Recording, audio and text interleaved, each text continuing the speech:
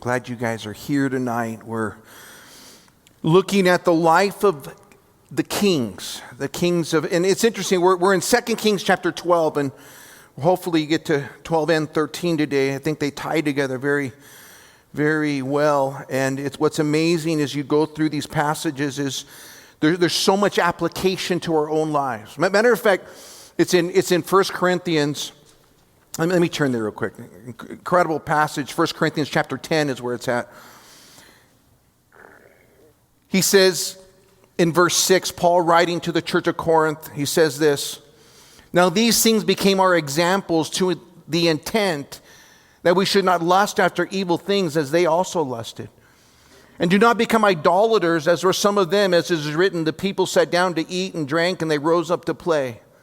And let us commit sexual immorality, as some of them did, and one day 23,000 fell.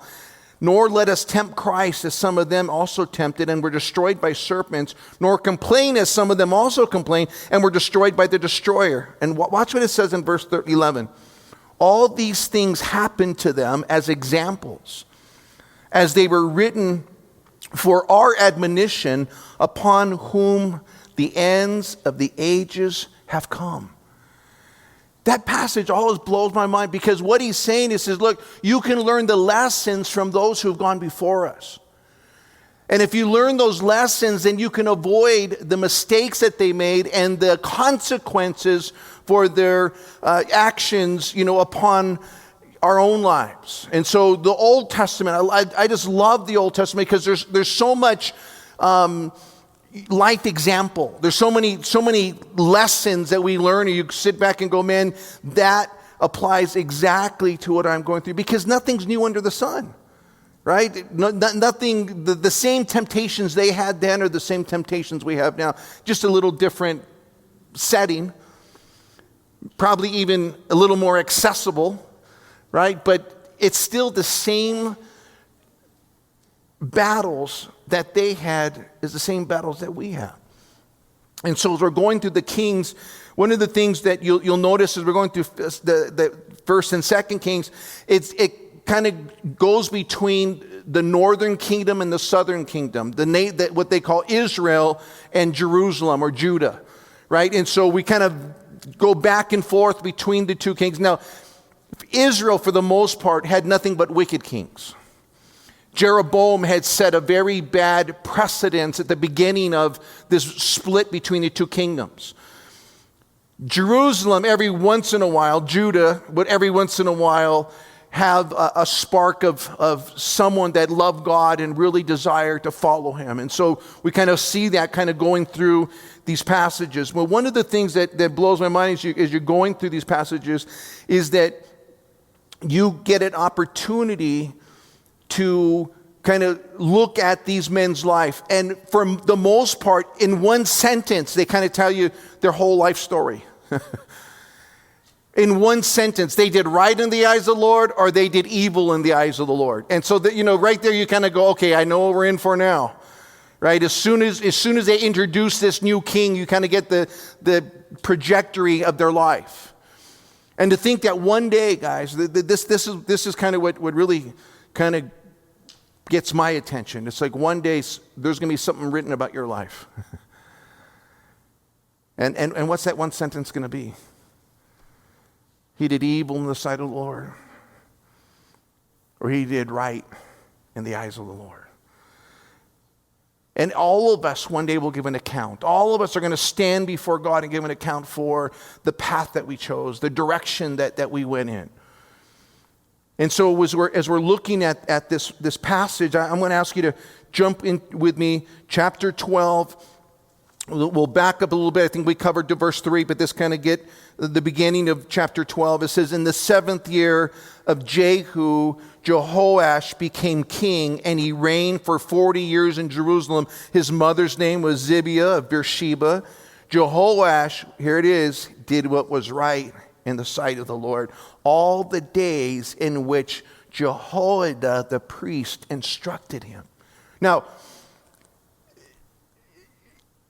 interesting insight that he gives us. He says, look, this young man, Jehoash. 7 years old. He reigned for 40 years. So he died at 47, and then, that wasn't a bad life, a bad run, 40 years of being a king, right? It says as long as the priest was there guiding him, directing him, instructing him, he did really well. As soon as he goes off the scene, the priest who raised him, who kind of poured into him, it says when Jehoiada died, then he no longer followed the Lord. And I think that's an interesting insight, that someone in your life could be the one who's carrying you spiritually. That, whether it's mom or grandma or a good friend, and they're the one who's kind of egging you on to keep at the faith, to continue going down the right path. But the moment that person's out of your life, you'll spin out.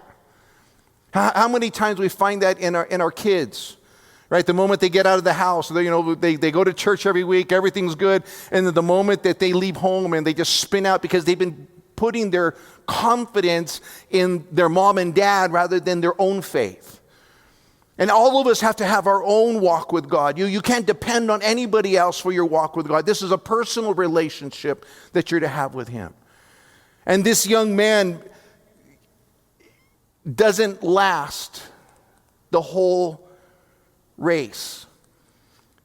Along the path, he begins to veer from the things that he knew to be true, the things that the foundations that were laid in his life. And it says, as long as Jehoiada was the priest instructed him, he was fine. Look at verse 3 now. But the high places were not taken away. The people still sacrifice and burn incense on the high places. Now, the high places in Israel weren't necessarily places of idolatry. And some of them were. Don't get me wrong. There were some that were, worshiping other gods. Many of them were high places where they would go worship Yahweh, the Lord. But they weren't doing it the way God prescribed them to worship. They were doing it according to their own liking, their own convenience. And I think any time we're gonna come to God and we're all gonna worship Him according to our convenience rather than what He declared to be true, we're putting ourselves in that same place where we're not wholly following Him. We're not completely surrendered to Him. God's instructed us, what worship's to look like. And if we're going to do it only in convenience sake, then you're going to really be following your own dictates rather than God's declared truth. If you're to go back to Cain and Abel, you guys remember the story. Cain and Abel, the first murder that ever took place. Cain offered to God the fruit of his garden. That was, it wasn't that he wasn't worshiping God. What he decided is, I'm going to worship God under my own terms. I'm not going to worship God the way He prescribed for me to worship Him. Abel brought a lamb to sacrifice to God. And in bringing a lamb, he was doing what God had instructed him to do. It wasn't the work of his hands. It was something that, he wasn't able to produce in his own power. It was the sacrifice that God was looking for. And it was Cain who gets angry because God didn't accept Cain's offering, but He accepted Abel's offering, and then he ends up killing his brother. Because he didn't do it the way God prescribed him to do it. He didn't worship the way God prescribed him to worship. And it's interesting that the high places represent that. It was like, we're not going to go to Jerusalem to worship. We're not going to the temple. We're not going to offer the sacrifices to the priests. We're just going to do our own thing. We're going to worship God our own way. And because of it, it was always a stumbling block for the nation. It was never a complete surrender. And I think one of the things you're going to notice as we're going through these passages, it kind of shows a mediocre commitment in their Christian life or their walk with God. And how easy it is for us to have a mediocre commitment. And God doesn't see that as a good thing, guys. God sees it as a bad thing. And I think you'll watch what happens. Look at verse 4. Now Jehoash said to the priest, all the money of the dedicated gifts that are brought into the house of the Lord, each man's census money, each man's assessment money, and all the money that a man purposes in his heart to bring into the house of the Lord, let the priests take it to themselves, each from his constituency, and let them repair the damage of the temple wherever any dilapidation is found. Now, we're about 130 years away from Solomon at this point. The temple had some deterioration taking place. And so Jehoash decides, you know, we need to get this place up to par. We need to do a little bit of repair, a little bit of painting and crack filling, and you know, he was desiring to put this back into a place that was you know, cared for and invested in as a place to worship God. But he went about it again by his own standards. God never prescribed them to take all the money and to use it in that way. And it appears that there wasn't enough financial support in order for that to take place. Now, watch how this takes place. Verse 6. Now, it was so by the 23rd year of King of Jehoash that the priest had not repaired the damage of the temple. 23 years. These guys were going, hey, we just don't have enough, right? So he says, King Jehoash called Jehoiada the priest and the other priests and said to them, why have you not repaired the damages of the temple? Now therefore, do not take more money from your constituency, but deliver it for repairing the damages of the temple. And the priest agreed that they would neither receive money from the people nor repair the damages of the temple. Then Jehoiada the priest took a chest, bored a hole in its lid, and set it aside beside the altar on the right side as one comes into the house of the Lord. And the priest who kept the door put there all the money that was brought into the house of the Lord. And so it was, whenever they saw that there was much money in the chest, that the king scribe and the high priest came and they put in bags and they counted the money that was found in the house of the Lord. And they gave the money which had been apportioned into the hands of those who did the work, who had the oversight of the house of the Lord, and they paid it out to the carpenters and the builders who worked on the house of the Lord, and the masons and the stone cutters, and for buying timber and hewn stone to repair the damage of the house of the Lord, and for all that was paid out to repair the temple. However, there was not made for the house of the Lord basins of silver, trimmers, sprinkler bowls, trumpets, any articles of gold or articles of silver from the money that was brought into the house of the Lord. But they gave the workmen and they repaired the house of the Lord with it. Moreover, they did not require an account from the men whose hand they delivered the money to be paid to work, for they dealt faithfully. And the money from the trespass offering and the money from the sin offering was not brought into the house of the Lord. It belonged to the priest. Now, let me just give you the synopsis here. Jehoiada went and he decided, Jehoash that is, decided, we're going to repair the house of the Lord, but he didn't do it the way God prescribed it. So he changes kind of 23 years later, he finally figures out, okay, we're not doing it right. We need to give the priests what's due them, but we also need to let the people know, hey, this is for the repair of the temple. And it wasn't long before they had the financial ability to go and fix the temple, as they did it the way God prescribed it rather than the way he prescribed it. Guys, and I always think that what a picture for us, right? It's always, if we just follow God's plan, if we just do it God's way, God always provides. God always sustains. It's not for men to try to figure out. It's for us to follow what God's declared, so that we're doing things God's way, not our way. I think every time we try to scheme and how we're going to do, even if it's something good, right? It always ends up in a mess. But if we just come under and say, you know what, we're going to do, the way God declared it, we're going to follow the way God instructed it, then God always supernaturally gives above and beyond what we ever need. And I think there's the lessons for all of us. One of the things we've done as a church, if you've been here for any amount of time, we don't pass an offering plate. We have boxes. I think very much like, just there's a hole in the box. If you want to put money in, fine. If you don't, fine. Just between you and the Lord.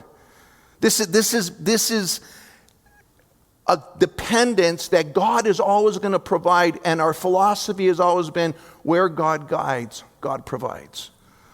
And if God is going to provide for our needs, and He's got a plan and He wants to accomplish something, then He's able to move in the hearts of those that are to get behind the work and watch God do His work. And I love it because it takes all the pressure off of me.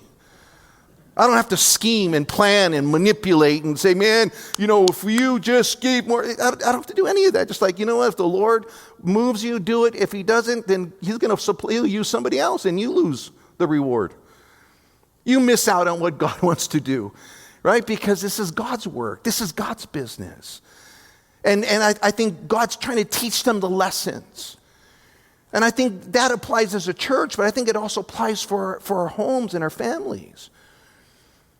I think we got to be diligent, but we need to be faithful to the things that God has instructed us. If you obey God, here's what I know to be true. God is more than able to meet your every need. If you put God first, He's able to take care of all of the needs that you have for your family and for your home. Matter of fact, He's told us that. He says, seek ye first the kingdom of God, and all these things will be added on to you. You see, it's priority. It's saying, God, I'm going to honor you above everything else. And in turn, God, I know you're going to take care of me. And I think the lesson, that they learned was that, if we do things faithfully, then God will supply abundantly.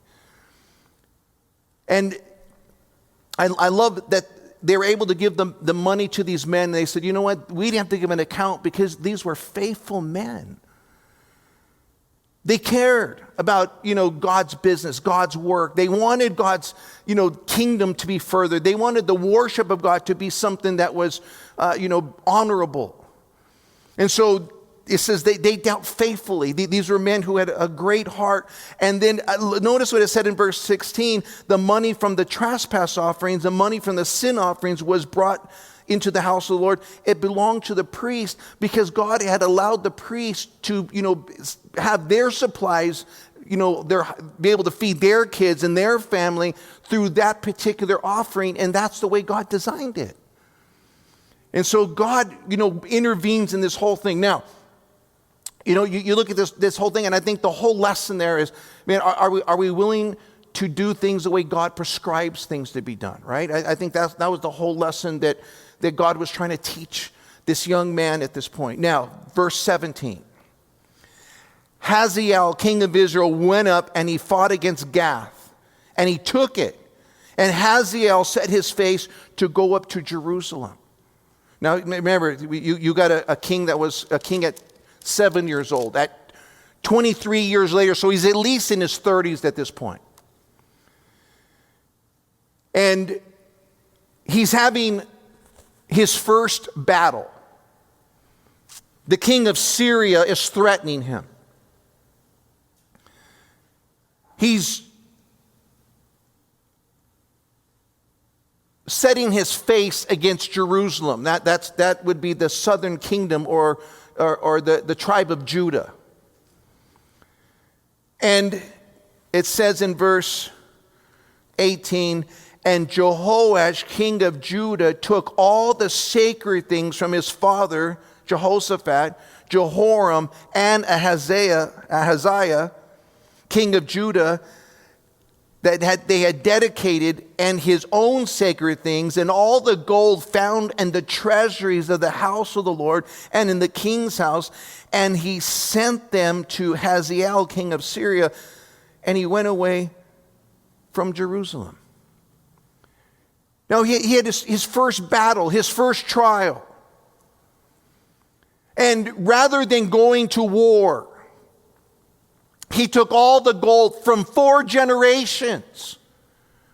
He took the gold out of the temple, out of, all of the sacred things, and he sent them as a gift to the king of Syria so that he wouldn't attack him. And you look at this, we're at this point, the priest Jehoiada had already died. And what's incredible is you look at this whole picture is here's a man who, rather than fight the battle, he's willing to give up everything that he had. And not just what he had, but what belonged to the Lord. And I think guys, again, because he had no foundation for his own life, he was just looking for the convenient path rather than the hard path. Rather than go to battle, it's just so much easier. I'll just give him all the gold. I'll give him all the silver. We'll the house of the Lord. We'll just give him all the furnishings in order for us not to have any conflict in our life. I think it's that whole idea that worshiping the high places, just, it's all convenience. My trust in God goes as far as it's convenient for my life. Mediocre. And here's the life of Joash. You just look at his life, and what a short account. Second Chronicles gives a little more details on what had happened here, and it's even more tragic the more you find out about him. He ends up killing the son of Jehoiada. Because Jehoiada's son, remember Jehoiada the priest that had raised him, he comes to him and says, look, you need to repent. You need to get right with God. You can't keep going down this path. And he has him stoned. Because he didn't want to do anything that was going to cause any kind of sacrifice or any kind of battle that he would have to face. Now, verse 19, we'll come to the end of his life here. So the rest of the acts of Joash and all that he did, are they not written in the books of the Chronicles of the kings of Judah? His servants arose and formed a conspiracy, and they killed Joash in the house of the Milo, which goes down to Silla. For Jazakar, the son of Shimeath, and Jehozadad, the son of Shomer, his servant, struck him, so he died, and they buried him with the fathers in the city of David. Then Amaziah, his son, reigned in his place. Now, you just kind of like, he had lost all the respect of those who were to be following him. Because he had no fortitude in his life. He wasn't willing to sacrifice anything in his life. He just wanted the easy path. He wanted, the easy road. Now, we jump back now to the northern kingdom. And here we get another summary of another king. Here it is, chapter 13.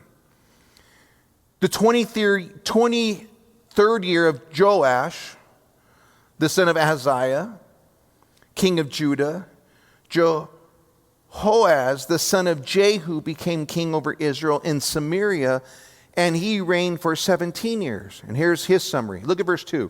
He did evil in the sight of the Lord. He followed the sins of Jeroboam, the son of Nebat, who had made Israel sin. He did not depart from them. Now, you got the summary of another man's life. Now, what's interesting is that in one sentence, you got kind of the overview of a man's life. He did evil in the sight of the Lord. One sentence, kind of everything summed up. That's all that really mattered. And then to think that one day that sentence can be written about me and you. What's that sentence going to sound like? Well, what really summed up your life? Well, we got this new king, Ahaziah, the son of Ahaziah. Jehoaz. Now, these guys' names are confusing because Jehoaz, we'll find there's a Jehoaz in the northern kingdom, there's a Jehoaz in the southern kingdom, Jehoash in the southern kingdom. And so they kind of, you really got to kind of track with these guys. They're, I think it's a lesson of not naming your kids the same name. It's confusing. Right? You just kind of like, what was it, George Foreman? George, all of them, George? Right? You just kind of like pretty soon you don't know what George are you talking about. I guess it makes it easy because every time I'm trying to call my kids, it's kind of, I got to go down the whole list before I get the right one. But if you say George, then you get the right one every time, right? But we got another this new king, Joash or Jehoaz.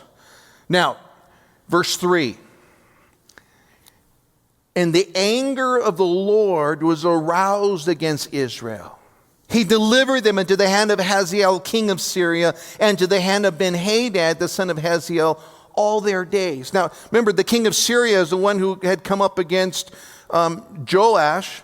Now, that was the southern kingdom, but now the king of Syria has come up against the northern kingdom. Now, God allowed Syria to have dominance over Israel. God, it says, the anger of the Lord was aroused against Israel.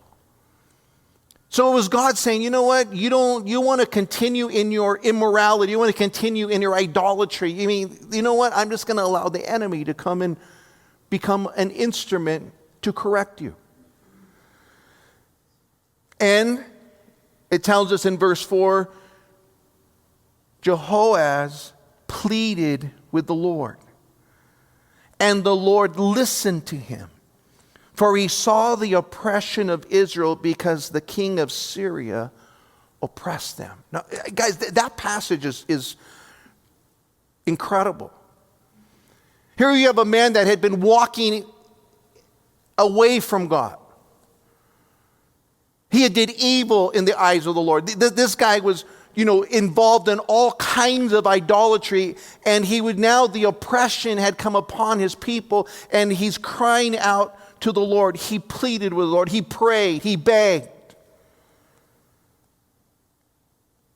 Acknowledge, you know what, I need God's help right now. We can't continue, to be in this circumstance. And he begins to plead with the Lord. And I love it because it says the Lord listened to him. And I think it's always the heart of God. Whenever we're finally at the end of our rope, we don't deserve God's grace. We don't deserve God's, mercy upon our lives. But the moment you plead, the moment you cry out to him, he's willing to not only listen, but he's willing to forgive.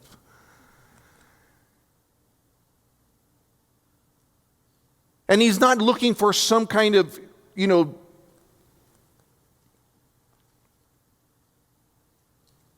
payment that you can make.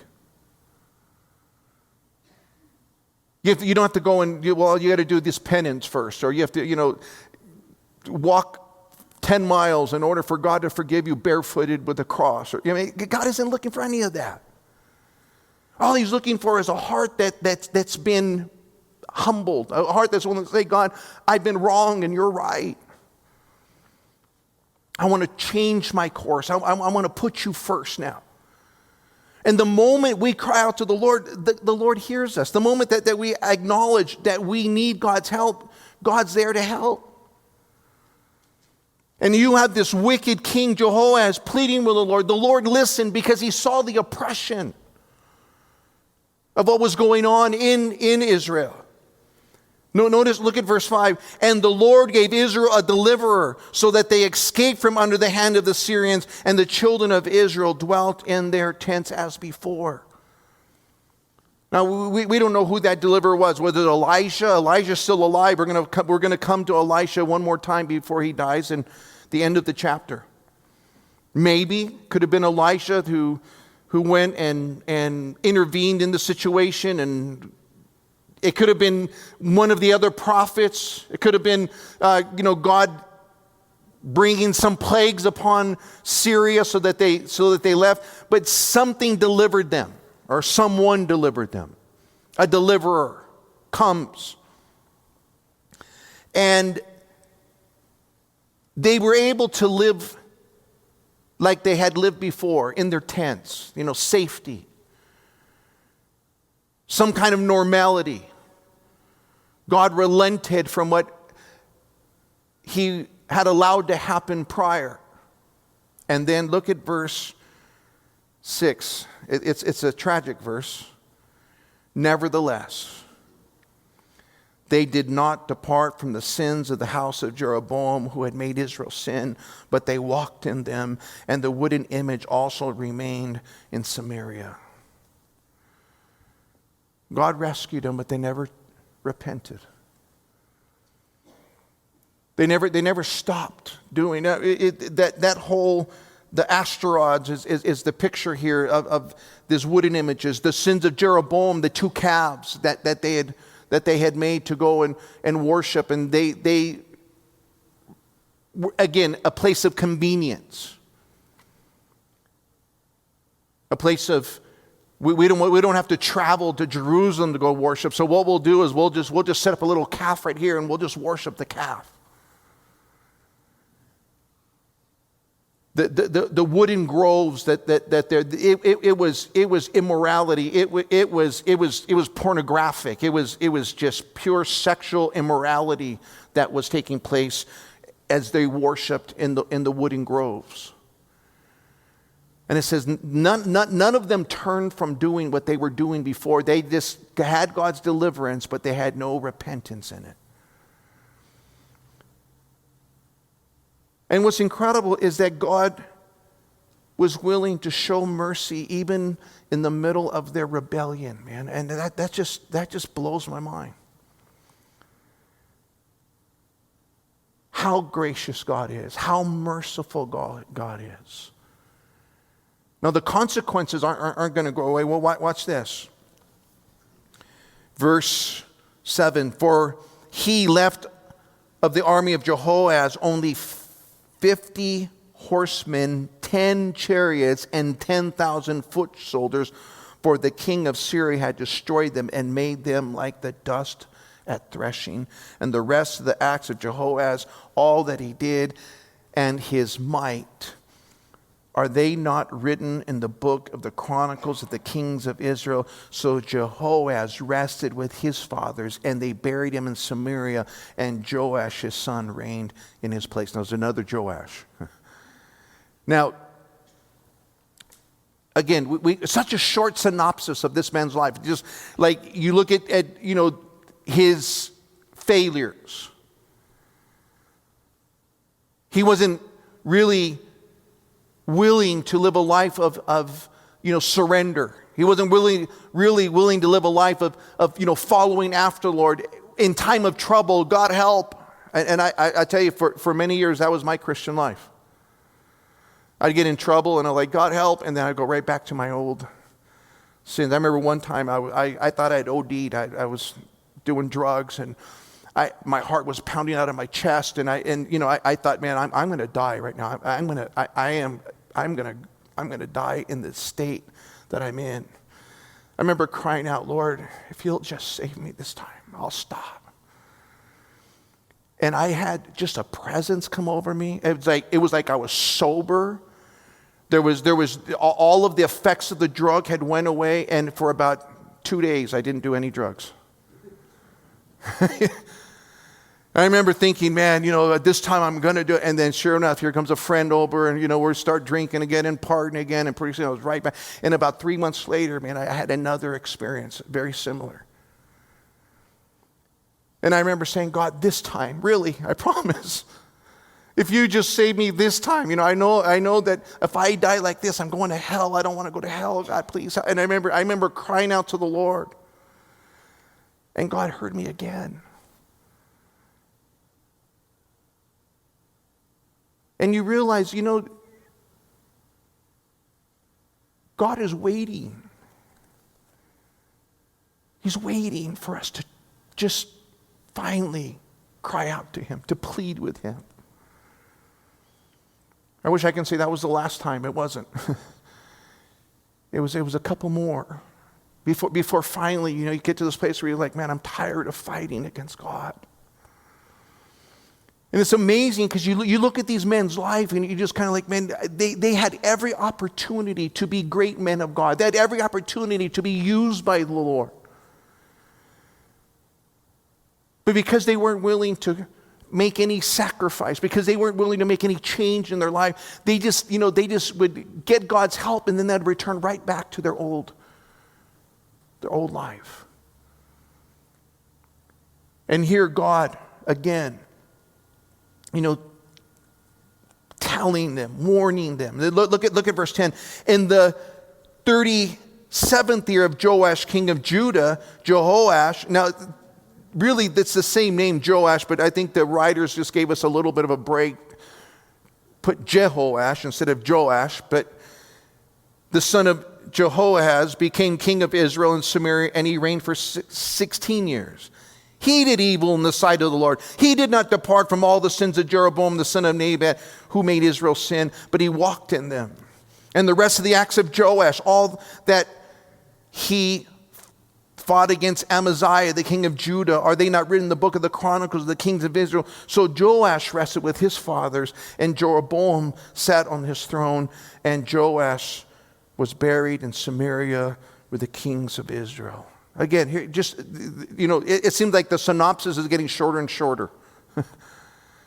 Here, this is another king. This seems like what he did. He didn't walk right in the eyes of the Lord. He did evil in the eyes of the Lord. And that's the summary of his life. I can put it in just 4 verses. He did evil and he died. Man, what a tragedy. To be in a position where God could have used you mightily, and yet you choose to continue down, the rebellious path. And so God gives us another record. Now, when we close this chapter, guys, we're going back to Elisha. Now, Jehoash has one encounter with Elisha that's recorded. And this is that encounter. You kind of go, oh, he's dead already. No, he goes, he's going to give you a little picture here of an encounter that Jehoash had with Elisha and the opportunity that he had to make his life count. Look what happens. Look at verse 14. Elisha had become sick with the illness of which he would die. Now that's an interesting way to tell us. He was sick to death. This was going to be the sickness that took him out, right? And so Elijah's on his sick bed. Now I find it interesting, those in the faith movement don't like to read this passage. Because Elijah, this great man of God, is actually sick. Right? And the faith movement says, well, if you're just spiritual enough, you have enough faith, you'll never be sick. Well, I look at one of the great prophets of Israel, and he was sick. And oftentimes God will use those sicknesses in order to accomplish his purposes. Right? And so you look at Elijah, this prophet, great prophet, and he's sick, and it's the sickness that's going to take him out.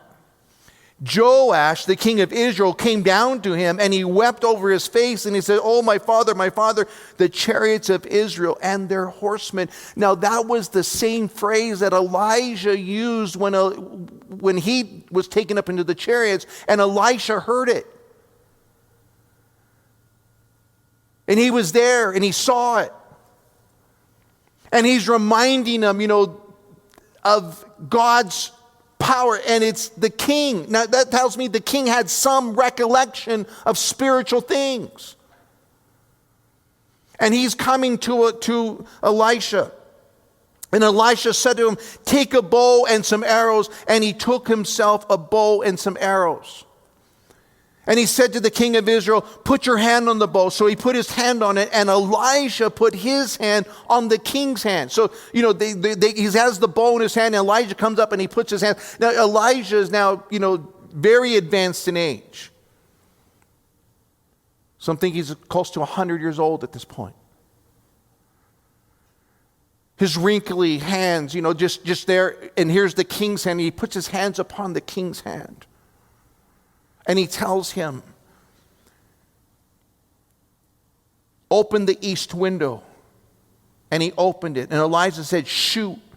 And he shot. And he said, the arrow of the Lord's deliverance and the arrow of deliverance from Syria, for you must strike the Syrians at Aphek till you have destroyed them. And Elijah's saying, get up and get to the battle. Don't punt like your predecessors had punted. Don't go and give all the gold again and kind of buy him off. Go in there and fight this war. And Elijah there with his hand on the bow while pulls back the bow and he shoots it toward the east. And that would have been facing where the enemy would have already been gathering. And he tells him, you know what, you need to strike the Syrians. You need to get in this battle. You need to fight. Watch this. Look at verse 18. And he said, take the arrow. So he took them and he said to the king of Israel, strike the ground. So he struck 3 times and he stopped. Now, commentators kind of debate this, whether he's getting the arrows and he's shooting the ground, out the window, or whether he has the arrows in his hand and he's banging it on the floor inside the room that they're in. I've heard both accounts. It doesn't even matter what had happened. He says, I want you to do is I want you to, take those arrows and strike the ground 3, and he doesn't tell him how many times. He says, strike the ground, and he struck it 3 times. And watch this. And the man of God was angry with him. And he said, you should have struck 5 or 6 times. Then you would have struck Syria till you had destroyed it. But now you will strike Syria only 3 times.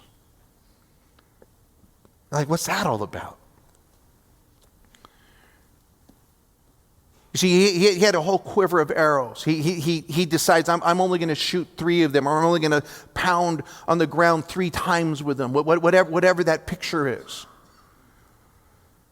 But he didn't use all his arrows. It was another mediocre kind of commitment. It was just kind of like, half-hearted.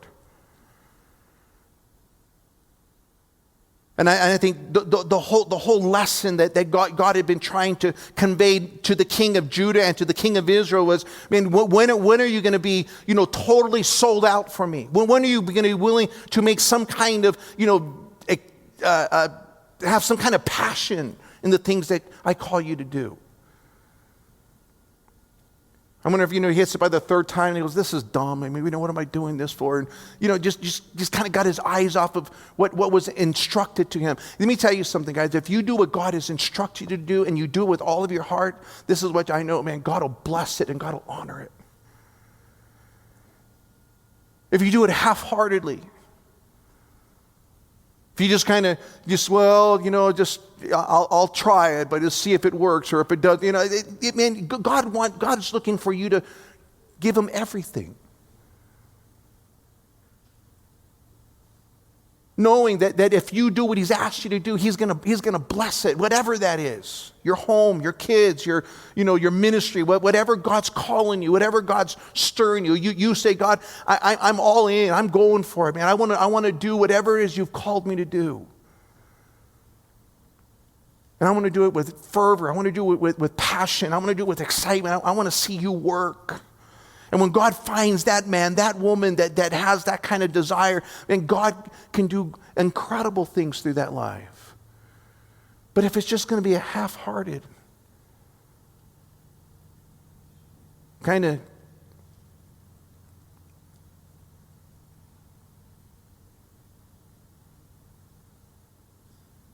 not with any kind of commitment, any kind of passion, then God's going to go, man, how am I going to give you any kind of victory here? And it's an incredible story. Watch this. The man of God was angry. Imagine, you got a 100-year-old angry man.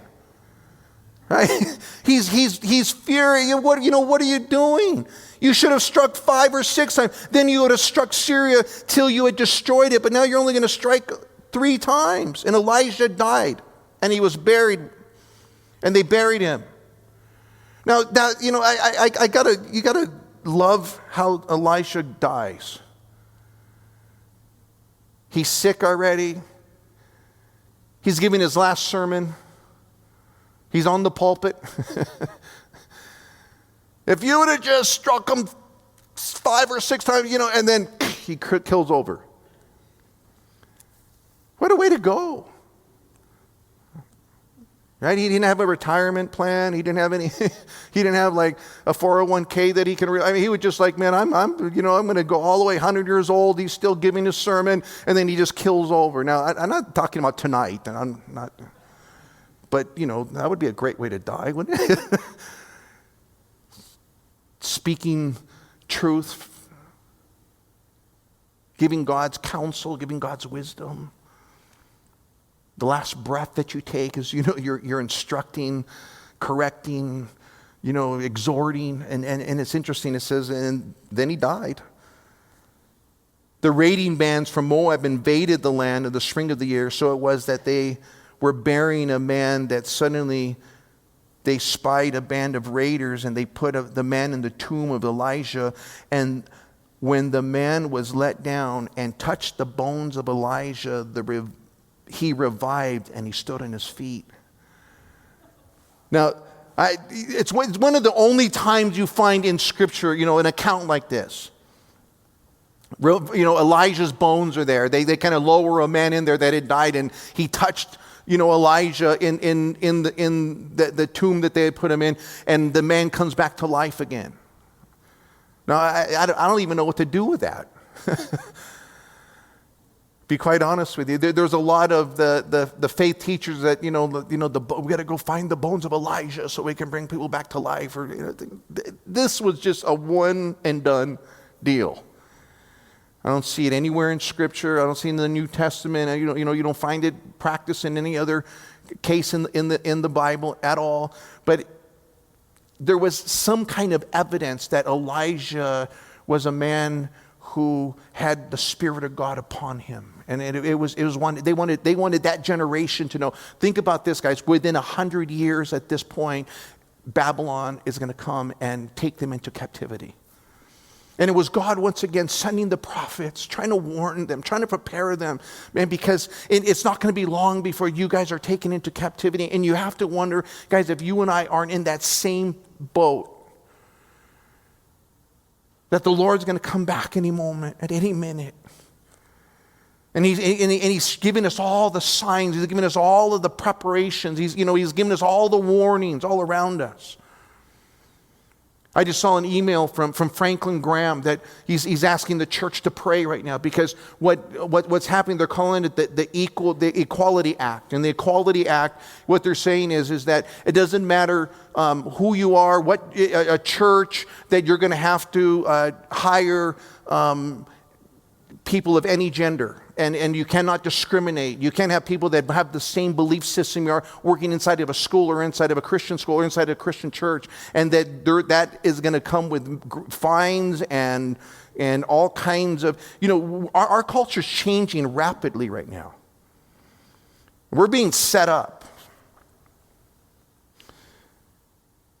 And you have to wonder what it's going to look like in 2 years from now, or 5 years from now, or for 10 years from now, if the Lord were to tarry that long. You can't even say, hey, man, I believe that the Bible's true, and I'm going to follow what the Bible dictates for my life and for our church family and for our church community, that we believe God's defined these things. And they're saying, no, you cannot believe that. Matter of fact, you have to comply or you're going to be taken out. I think we're being set up for the last day scenario. I really do. And it's not something that's far out in the horizon. It's something right around the corner. Something's going to happen in the next months. If these bills pass, our House and Senate and our president signs them. It's going to have a great impact upon the church community. And I think many schools will have to close their doors, and many churches will have to close their doors, because we can't just kind of, go along with what they want. And we're going to have a different way of conducting church services. So we're living in interesting times, and you look at this whole thing, and I wonder if God's just saying, look, I'm just trying to get your attention. I want you to know the days that you're living in, man, they're evil. And yet there's someone who was speaking truth, someone that was declaring what was right in the eyes of God. And Elijah, this man comes back to life, and he touched Elijah's bones, and it had an impact upon that generation. Look at verse 22. And Hazael, king of Syria, oppressed Israel all the days of Jehoahaz. But the Lord was gracious to them, had compassion on them, regarded them because of his covenant with Abraham, Isaac, and Jacob, and would not yet destroy them or cast them from his presence. Now Hazael, king of Syria, died, and Ben-Hadad, his son, reigned in his place. And Jehoash, the son of Jehoahaz, recaptured from the hand of Ben-Hadad, the son of Hazael, the cities which he had taken out of the hand of Jehoahaz, his father, by war. 3 times Joash defeated him and recaptured the cities of Israel. As what an account. As you look at this whole picture. Because God is so merciful. You look at that, God was gracious to them. God was gracious to them. God didn't give them what they deserved. God withheld his wrath, his judgment. He withheld the consequences that they should have gotten because God was gracious to them. And you know what? We serve the same God today. He's a gracious God. And he's able to wash and cleanse and forgive. He's just waiting for us to come to him and just say, God, I need your help. I need your forgiveness. I need your grace. And that's why I think the Old Testament is so incredible, because the character of God is still displayed. Even in the midst of all of this stuff, guys, the character of God is still on display. Gracious, merciful, compassionate. He's still there, man, waiting with open arms for anyone who would come and say, God, I need you.